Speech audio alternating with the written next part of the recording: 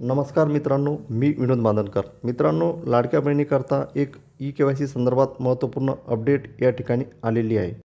मित्रांनो, 18 सप्टेंबर 2025 रोजी ई-के-वाय-सी संदर्भात शासनाने एक जी-आर या ठिकाणी प्रकाशित केला आणि लाडक्या बहिणीकरता ई-के-वाय-सी करण्याची प्रक्रिया ही 18 सप्टेंबर 2025 पासून सुरू झाली आणि तिथून पुढे 2 महिने या ठिकाणी मुदत देण्यात आली.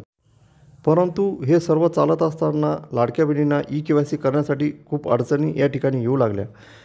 या ठिकाणी ओ-टी-पी येत नव्हता, सर्व्हर डाऊन राहायचे.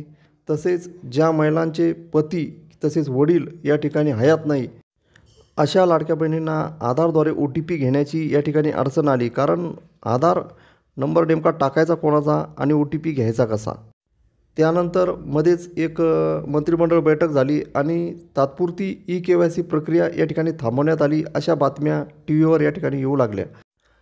आणि आता 18 ऑक्टोबर 2025 रोजी एक मंत्रिमंडळ बैठक झाली आणि यामध्ये ई-के-वाय-सीची शेवटची तारीख या ठिकाणी फिक्स करण्यात आली.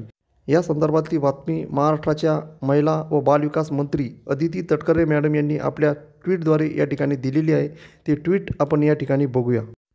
28 ऑक्टोबर 2025 रोजी रात्री उशिरा या ठिकाणी अदिती तटकरे मॅडम यांनी हे ट्विट दिलेले आहे. मुख्यमंत्री माझी लाडकी बहीण योजनेमध्ये पारदर्शकता येण्यासाठी व लाभार्थ्यांना नियमितपणे आर्थिक लाभ मिळण्यासाठी ई-के-वाय-सी सुविधा उपलब्ध करून देण्यात आली आहे. या प्रक्रियेत अधिक सुसूत्रता आणण्याबाबत आज मंत्रालयात बैठक घेतली. दिनांक 18 सप्टेंबर 2025 पासून ladkibahini.maharashtra.government.in या अधिकृत संकेतस्थळावर ई-के-वाय-सी सुविधा उपलब्ध आहे. यासाठी 2 महिन्याचा कालावधी देण्यात आला असून आतापर्यंत बहुतांश लाडक्या बहिणींनी ई-के-वाय-सी प्रक्रिया पूर्ण केली आहे. उर्वरित लाभार्थी भगिनींनी 18 नोव्हेंबर 2025 पूर्वी ई-के-वाय-सी प्रक्रिया पूर्ण करावी, असे मी सर्वांना आवाहन करते. म्हणजे 18 नोव्हेंबर 2025पर्यंत राहिलेल्या लाडक्या बहिणींनी या ठिकाणी ई-के-वाय-सी प्रक्रिया पूर्ण करायची आहे. आता फक्त या ठिकाणी 20 दिवस या ठिकाणी उरलेले आहे. या 20 दिवसामध्ये सर्व पात्र लाडक्या बहिणींनी या ठिकाणी ई-के-वाय-सी प्रक्रिया पूर्ण करून घ्यावी.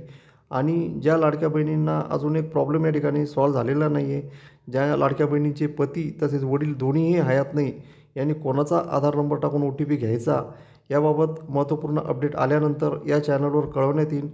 अशाच महत्त्वपूर्ण माहितीसाठी या चॅनलला लाईक आणि सबस्क्राईब करायला विसरू नका आणि आपल्या मित्रमंडळींना हा व्हिडिओ जास्तीत जास्त शेअर करा.